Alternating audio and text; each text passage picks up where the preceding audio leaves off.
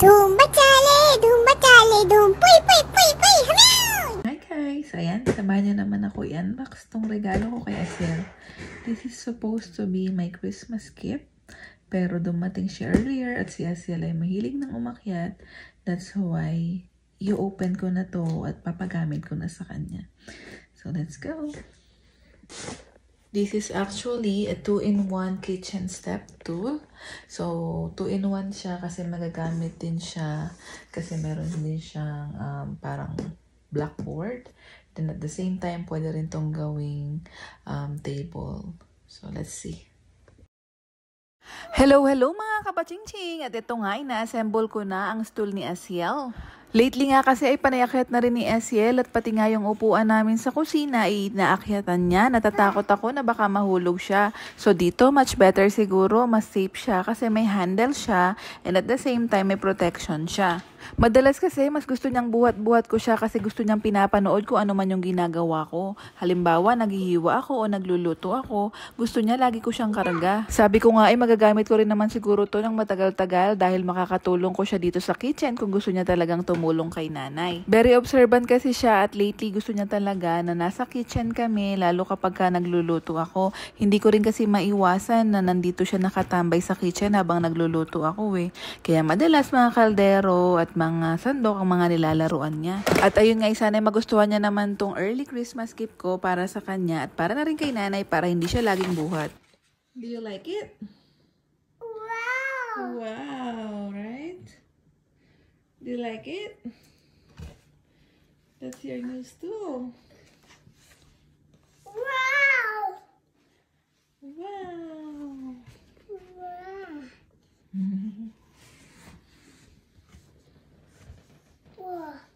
You can stand up there.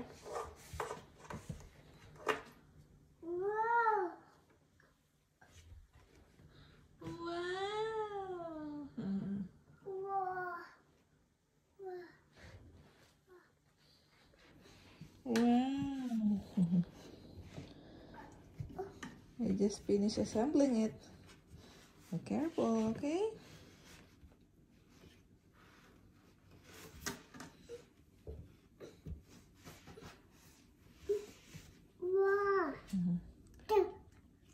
You can practice going down there by holding here.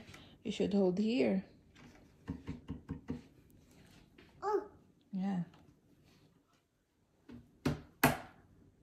Ah! Wow! Wow. Are you happy? Huh? Huh? Are you happy? Do you like it? Go climb up. Up.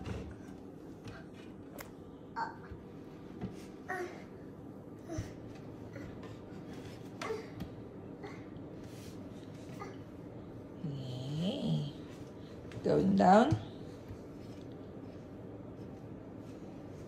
Yay! Good job!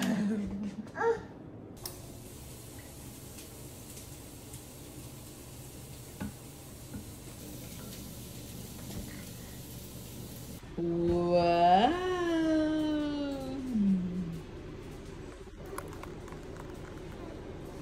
Baba, black sheep. Have you ever worn?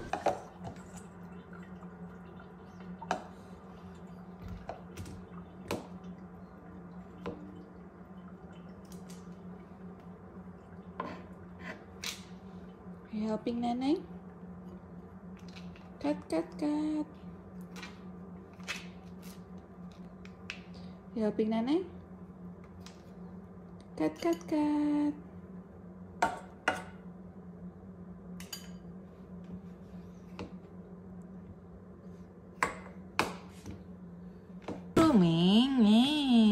Broom. Hey, are you happy? Yes? At ganito nga ang senaryo namin araw-araw. Sana naman ay mabawasan na to sa pamamagitan ng kitchen stool na binili ko. Pagpasensya nyo na nga rin palang itsura ko dyan at woke up like this. Wala pang suklay-suklay pero magluluto na. Kaya likod at kamay nga ang laging masakit sa akin. Medyo mabigat na nga rin kasi talaga tong si Asiel. Gusto niya lang din kasi talagang makita kung ano man ang ginagawa ko. So, ayun lang muna for today's video mga kabaching-ching. Till our next vlog. Okay, bye!